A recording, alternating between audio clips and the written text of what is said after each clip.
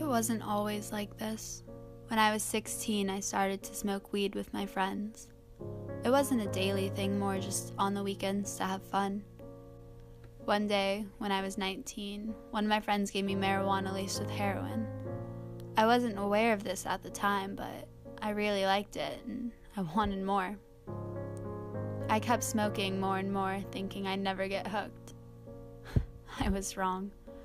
Not much later, I started using needles.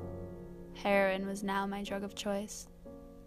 When I first started smoking weed laced with heroin, I lived with a friend. But by the time I was 20, I lived with whoever I met out on the streets. I hopped houses continuously because there were constant fights within them.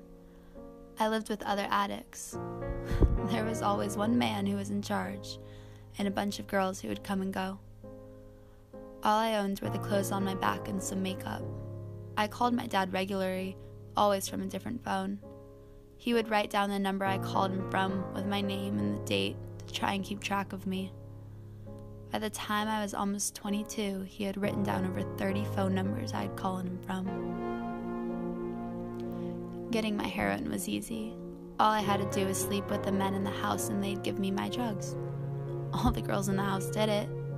This caused a lot of jealousy in the houses, which is why I always left and found new places. My father never gave me money. I'd always ask, but the answer was always no. We would meet up once a week to go to lunch or something, and occasionally he'd take me to Goodwill to buy some clothes because the girls in the house would always steal mine. Other times he'd buy me food. There was this one time he gave me $10 and told me to spend it on a meal later that night. Against his better judgment, I went to the gas station and bought a lottery ticket. I won $700.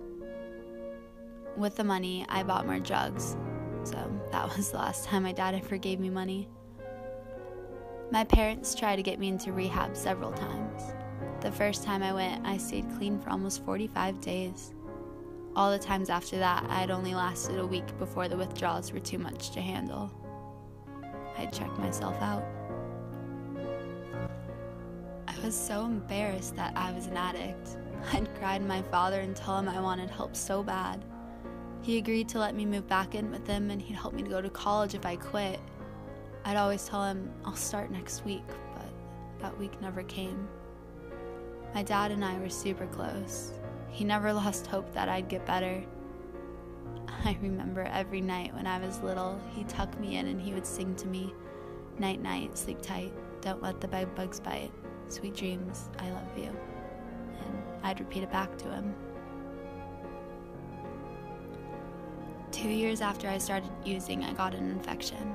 I had checked myself into a detox to get clean, and that's when they discovered I was very sick and sent me to the hospital. I started to go through withdrawals and panicked. By the time my family got to the hospital, I was already in a coma. Not much later, I was pronounced brain dead. My family waited for a miracle, but it never came. They decided to take me off life support. On May 28th, 2013, I passed away. My name is Kylie. Hi, Daddy. I just wanted to say night, night, sleep tight, don't let the bed bugs bite. Sweet dreams, I love you. Call me in the morning. Bye.